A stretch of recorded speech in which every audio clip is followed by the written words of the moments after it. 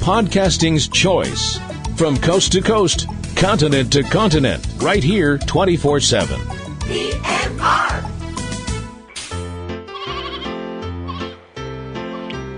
This podcast is a proud member of the Lamb Podcasting Network. Find the network at largeassmovieblogs.com.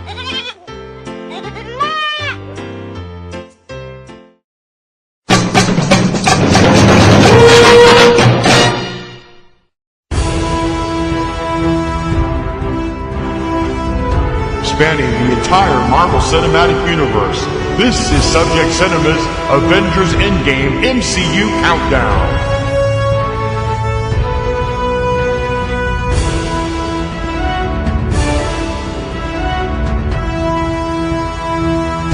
Do you know it's less than 12 hours before people will start lining up? Well, before they're probably already lining up. Before people will start entering the theater to sit down for this movie that everybody's waiting for. Yes. On preview night, and people who are already there sitting through 21 movies. Yes. Out of their minds. Well, you have to respect their stamina.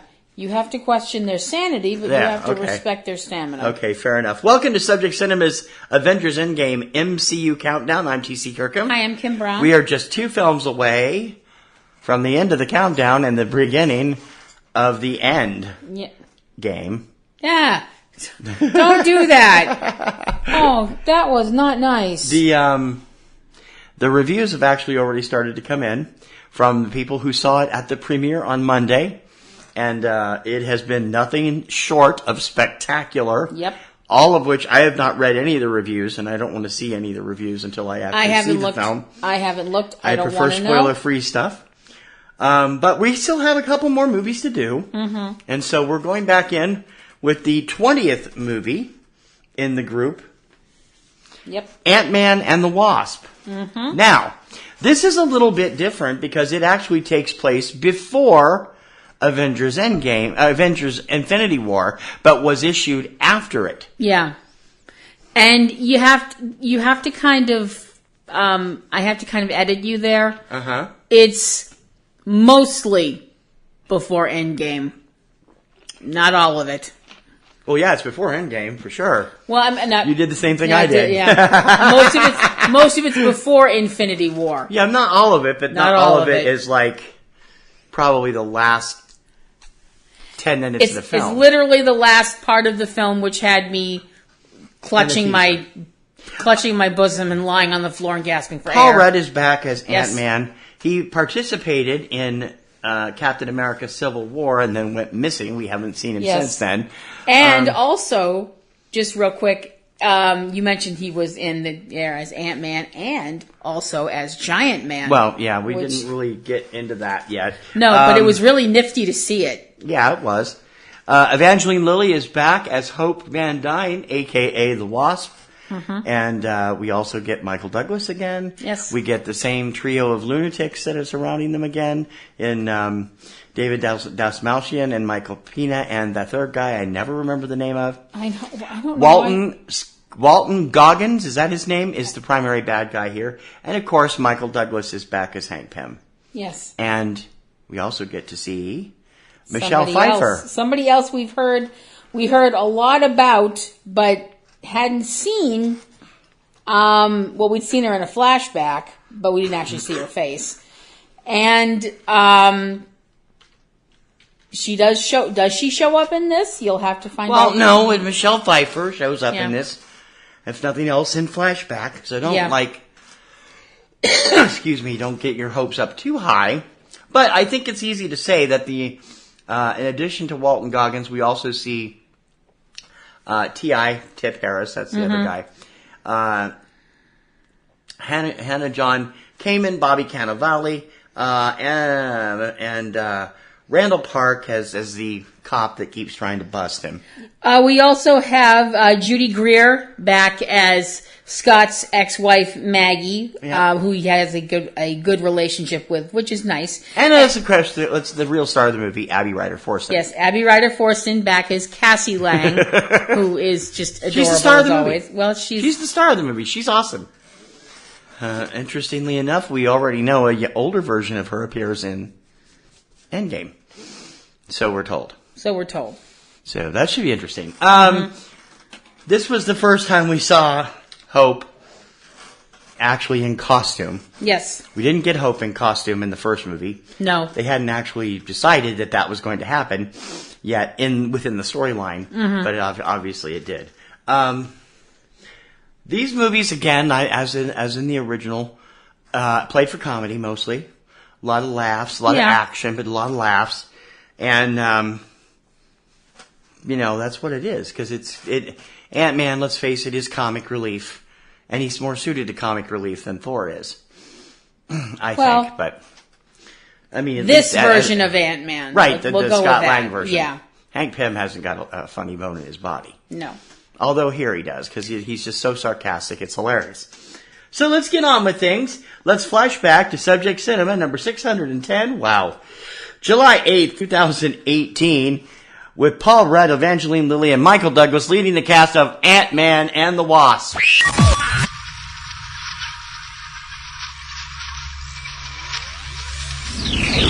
So, how long have you been Ant-Man again? Not long. It just sort of happened. I wish I could fight bad guys like you. I seem to mess it up almost every time.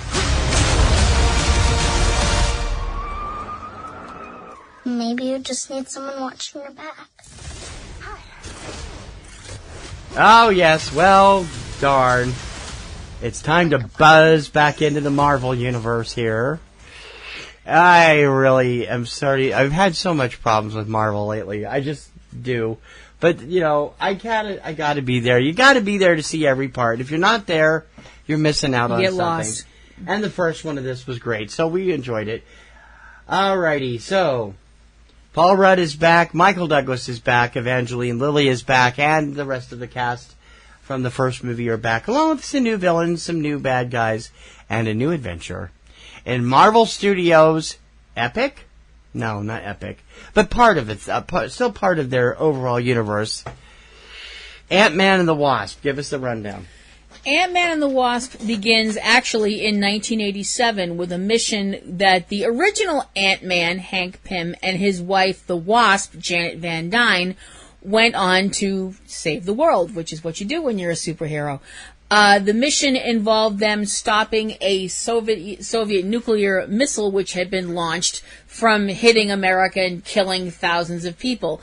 The thing is, although Ant-Man and the Wasp were really small, they weren't small enough to get through the plating on the missile. At least Hank wasn't, and Hank also couldn't go subatomic because part of his equipment had been broken and damaged and he couldn't do it. Janet, however, could. And she sacrificed herself going subatomic so she could get in between the molecules of the plates of the missile to get inside, disable the missile, and save everybody. Unfortunately, at the time, Janet kept getting smaller and smaller and smaller and smaller and smaller and disappeared into the quantum realm, which is this mysterious place beyond time and space and all that. Did you see The Incredible Shrinking Man? It's basically the same thing. We come back to the present day. The present day is looking at the life of Scott Lang, who is trying to do his best, living his life as the former Ant-Man, who is also currently under house arrest because of what happened in Germany at the airport, where there was the big smackdown between some of the Avengers and some of the other Avengers, or people that used to be the Avengers. Just say, because of the events in Captain America Civil War. Captain America Civil War. Right, okay. So Scott is under house arrest and has to wear one of those big clunky ankle doodads. But he's making the best of it as best as he can and being a good dad to his daughter Cassie. And the thing is, he thinks that he's left that part of his life behind. As it turns out, he has not. And he starts to get these, for lack of a better term, visions. And it turns out that he is psychically inclined. His soul has merged. I don't know how else you want to word it. I might be getting too metaphysical for the science geeks out there, but he and Janet, who is still alive, are on the same psychic wavelength, because in the first film, he actually wound up in the quantum realm and actually made it back, something that had never been done before. So this reignites Hank and hopes that they can get Janet back. The problem is that they have to deal with some not so very nice people to get some of the parts involved in building a quantum tunnel, which sounds really dangerous. It's all science Perhaps stuff. they're going to take a quantum leap through it. Oh boy. And if you get that joke, give yourself a cookie. But there are these other people they have to be involved with in order to get the parts to build this stuff. One of them being a rather scuzzy individual named Sonny Birch. Sonny is willing to provide parts for prices, and it turns out that he's also been talking with other people about what Hank and Hope are building, and they're interested in it too. And that also brings the attention of a mysterious figure that winds up being called Ghost, who has a very tragic backstory.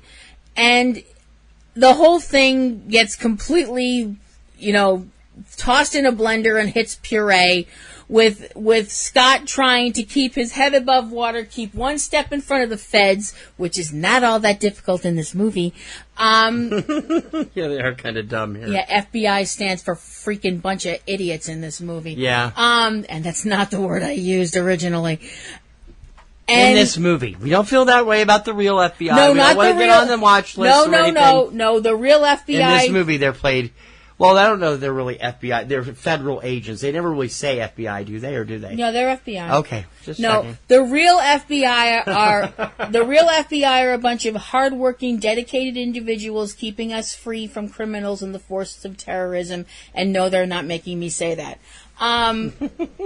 But those guys are great. Keep up the good work, keeping us safe. These imbeciles, on the other hand, could give the Keystone Cops a run for what the hell?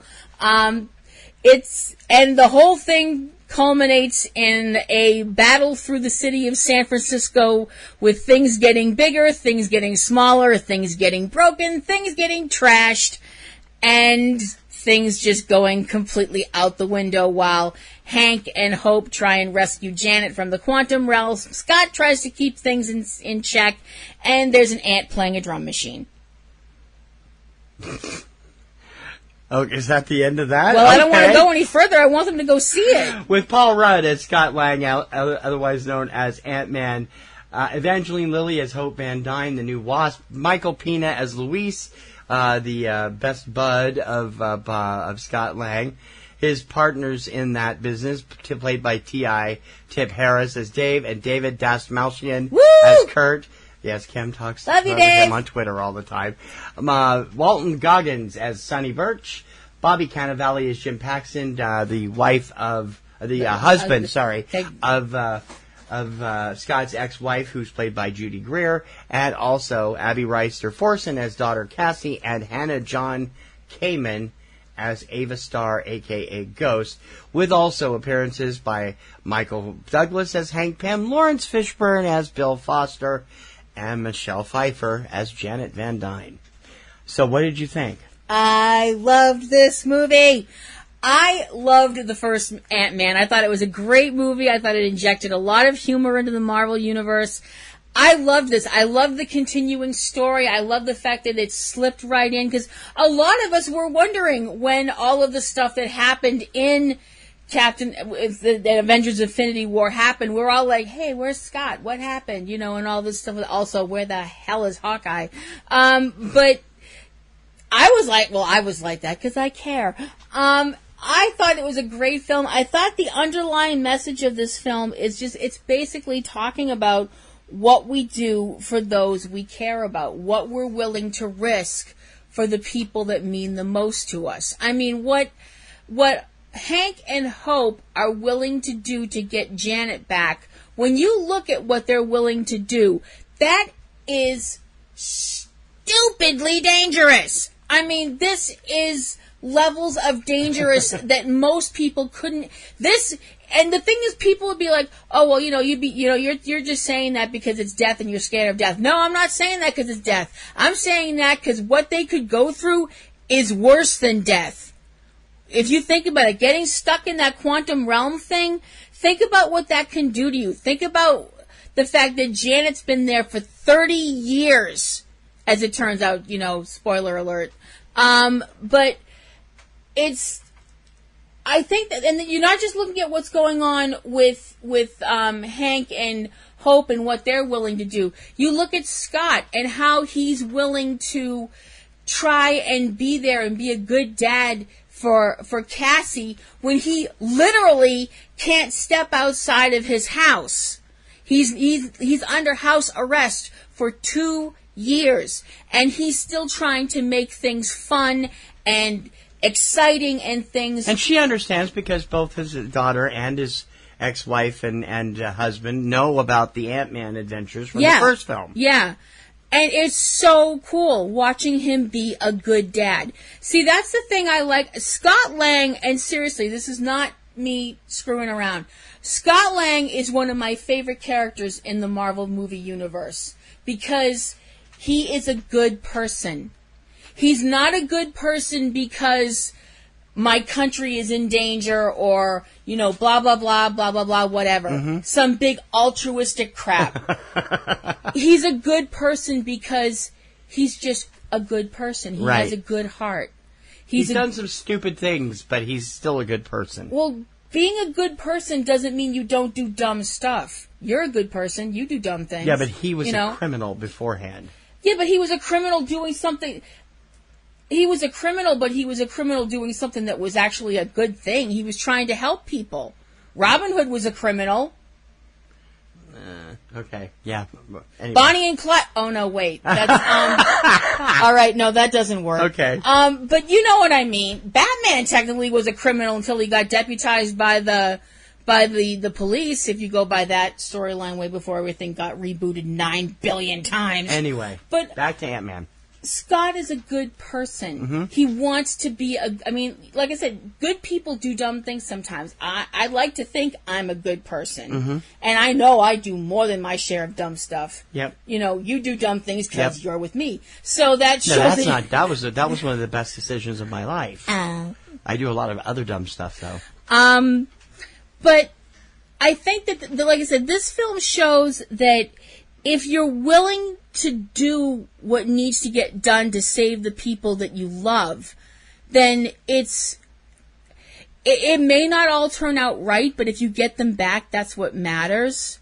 And I think that obviously when you look at a character like Lawrence Fishburne's character, because he's willing to go pretty far, but he's obviously not willing to go completely over the line. Yeah. And he knows where the line is, which I think is a really cool thing. I think this film, it's fun, it's funny, it's exciting. The fight scene in the kitchen, oh my gosh. That one fight scene with Janet fighting against the goons in the kitchen. Right. That was crazy. That was so good.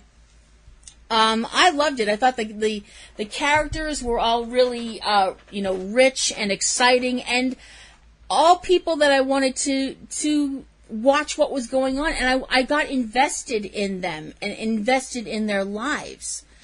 I think it's fun. It's a great addition to the Marvel universe, and of course, keep an eye out for Stan Lee because his cameo is completely, roll on the floor laughing out loud. It's wicked funny. What did you think? I think it's the best movie in the Marvel Universe since Doctor Strange. Woohoo! And I mean, this is just not me talking. I had problems with Civil War. I had problems with Thor Ragnarok. I had problems with Guardians 2. And I had problems with Infinity War up to a certain point.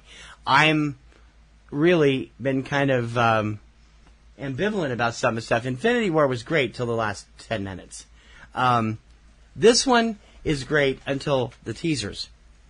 I mean, the teasers are great, but it's not real happy. There's a lot of great stuff in this. Paul Rudd and Evangeline Lilly have such great chemistry that it's sick. They are so good together, and they were great together in the first film too. And he has wonderful chemistry with the little girl that plays Cassie. They really they're really good too as father and daughter. One thing that I have to be honest, the stuff that goes on with the security team, I loved their shtick in the first film. Here, it was overdone. And I only say that because they only had one big sequence, but it was so stupid that it brought me out of the movie. I mean, it really was. I mean, I love Michael Pena. He's one of my favorite actors, but I didn't like that extended segment because it just felt out of place. Other than that, they were great in the scenes they had with Scott and David Dastmalchian. Yay! Who I think is really funny in that role, is as usual steals the scenes he's in. Totally steals the scenes. I love him talking about Baba Yaga. I was like, oh my gosh, somebody actually mentions that. For those of you who don't, Baba Yaga is a witch in Russian folklore, which I was like, that's so cool. They were, they're fun and they're great, and it does pay off near the end of the film. That whole middle segment. But it was too long, and it really did. It popped me out of the film. I didn't think it was necessary. The whole thing when they're being interrogated by... Yeah, that part. It brought me out of the film, and I was really kind of disappointed with that, because they're better with it. They didn't let Michael Pena got to improvise a little bit more on the first film, and they didn't let him do so much improvisation here, and it shows. Let Pena do what he does best and stop trying to shoehorn him, because that makes it a little bit uncomfortable. I would have liked a little more with Dave and Kurt, because I love Dave and Kurt. They're awesome. They're fantastic. The little girl who plays Cassie is brilliant. She's just terrific, no matter where she's playing. I would like to know why all of a sudden Mr. Gruff, gruff cop, new husband of the wife, ex-wife, is suddenly hugging him every turn. I know he saved the family at the end of the last movie, but he was not. He was such a douchebag in the first film, and here he's like all huggy, and he was. Everybody thought he was. That was his function in the first film. He was out to get Scott, and I mean that was the whole point. Which in this case is Randall Park's job. It's a great film, and I really liked it. There's one or two aspects, again, the FBI thing. I mean, it's not a good idea to make FBI people look this clueless. I'm sorry. Really? And I didn't think it worked. But the rest of the film, especially the stuff with Scott and Hank and Hope, it works brilliantly. And it's funny as hell. I mean, it really is. There's a lot of humor, a lot of excitement. Special effects are great, particularly the quantum stuff, which is just out there and amazing. And it's just an all-around fun movie. Mm-hmm. What's your score? I give it an A-. I give it an A- too. There's little quabbles, but not enough to take away from the whole overall impact of the film. Mm-hmm. And producers, let Michael Pena loose again, please, because constraint doesn't work with him. Ant-Man and the Wasp showing everywhere. Don't miss it. More Dave and Kurt.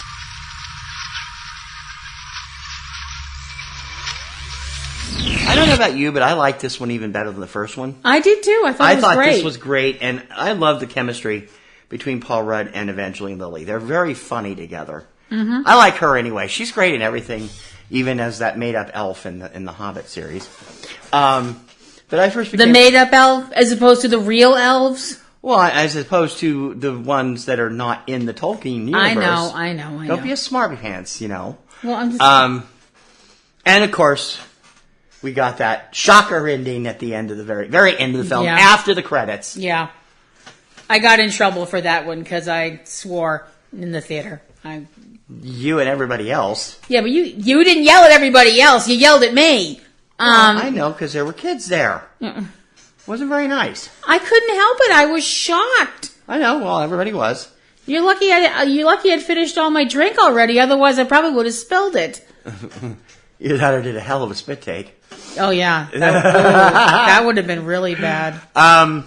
These characters are proving to be very integral into the Avengers universe. And, of course, now at the end of this movie, we leave it with Scott Lang trapped in the quantum realm. Yep. We have no idea how he gets out, but he obviously did because he's showing up in the Endgame trailers. Yeah. So obviously he got out somehow. He got out somehow. And according to everybody, we'll find out the first 10 minutes of the film because most of the trailer stuff is coming from the first 10 minutes of the film. So right. I don't know. Yeah, we do because of that thing at the end. Thank you very much, writers, for trying to kill me. Well, it wasn't The Last Jedi. I mean, that's gonna be that's my go-to right now. After Friday, it's gonna be it wasn't Endgame because everybody is just said to be like bawling and clapping and applauding and happy at the end of this film and sad and everything. So anyway. You're mean. I'm not mean. I'm just being honest. You're pushing emotional buttons deliberately. And push. Yep. Well, this movie's going to push them all over the place in 2 days. Yeah, I know. So you're assuming I'm not going to be a mess after Thursday night. I mean, I might be like Thursday night when we are talking about this is the season finale of Supernatural. Yeah. In case we didn't mention it is, as we said, T-minus less than a few hours on April 25th. Yeah. So if any of our neighbors hear some high-pitched screeching sound, that's me. Sorry. My bad. No, if you're doing that when we leave the theater, we're just going to stay down in the Seaport District until you're done, and then we'll come home. Yeah. Because we don't have to work on Saturday, although we do have to go to more films on the IFFB. So, we want to be out there and doing it. Well, since we're by the water, he'll probably just throw me in. Well, see, you're going to have 3 nights of bawling. Yeah. You have Supernatural, you have Avengers Endgame, and then you have Love and Tosha at the IFFB. Yeah. So that's going to kill both of us. Great. So we're going to have... So by Sunday, my sinuses aren't going to be speaking to me. Yeah, for those of you who don't know, Love and Tosha is the new documentary about Anton Yelchin that's out. Put together by his parents. Yeah. Well, they helped put it together, yeah. They funded it. So anyway... But I mean, talk about a way to end a movie. Yeah. And the end of this movie, it leads straight into Endgame. The next movie, the final movie in the universe that we're going to discuss tomorrow, is not really connected directly into the Endgame, except for the very tail end at the post-credit scene. Yes, the rest of it is origin stories that's from 20 years ago. But it actually was already brought up at the end of Infinity War. Well, it wasn't brought up. We just saw... The character was... Right. We saw the character's insignia. Beeper. Yeah. Beeper. She has a cosmic beeper. What the hell? A cosmic beeper? Tomorrow on the Avengers Endgame MCU Countdown. Hold up. No, we're stopping this right now. What? Time out. You're going to complain about a cosmic beeper? There's cosmic cubes and cosmic frickin' surfboards, and you're going to get up on your high horse about a cosmic beeper? Really? Well, they're all Marvel Universe idiotic. Yeah. So there's that, Tomorrow... The final film in the MCU countdown, and the last one before Avengers Endgame. Brie Larson as Captain Marvel. Until then, for the Subject Cinema Avengers Endgame MCU countdown, I'm TC Kirkham. I'm Kim Brown. We will see you tomorrow. Bye.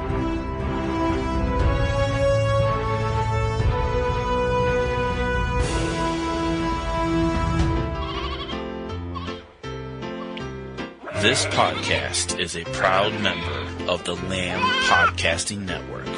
Find the network at largeassmovieblogs.com. Podcasting's choice. From coast to coast, continent to continent, right here 24/7.